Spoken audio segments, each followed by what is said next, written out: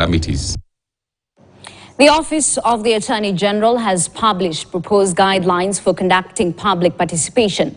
Now, the bill aims to establish comprehensive legislative framework that enhances inclusivity, transparency, and accountability in public engagement processes. Let's take a look at some of the proposals in that public participation bill. And the first one is the creation of the Office of Registrar of Public Participation. And the registrar shall receive and approve public participation plans. Equally, they shall maintain a register of public participation plans and reports, and develop and implement a public participation monitoring, evaluation, assessment, and learning framework. Equally, the registrar should submit to the Cabinet Secretary reports on the status of public participation.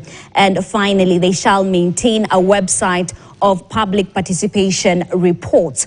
So let's take a look at the guidelines of those public participation. And the responsible authority shall consider the following when undertaking the public participation: that is, nature of the matter under consideration, urgency of the matter, impact of the matter on the public, need for inclusive and effective representation, number of persons likely to be affected, ability of the members of the public to access the necessary information and the public participation forum, and finally, integrity and transparency of that particular process. And equally, the conduct of the public participation, let's just take a look at the conduct that shall be observed, whereas a responsible authority proposes a public participation exercise, the accounting officer of the responsible authority shall submit a public participation plan to the registrar. In this case, the accounting officer of a responsible authority shall ensure that each proposal and summary of information submitted under Section 9 are publicly available in a format that can be easily accessed. Equally, publicize the notice in a newspaper with nationwide circulation on the responsible authority's website and in any other electronic or print medium.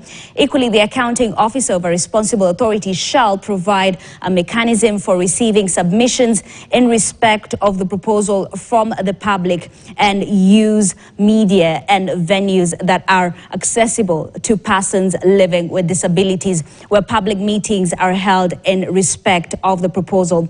If they do not adhere to those conditions, then in the case of a natural person, a fine not exceeding 300,000 shillings shall be fined. And of course, in case of a juristic person, a fine not exceeding 500,000 shillings.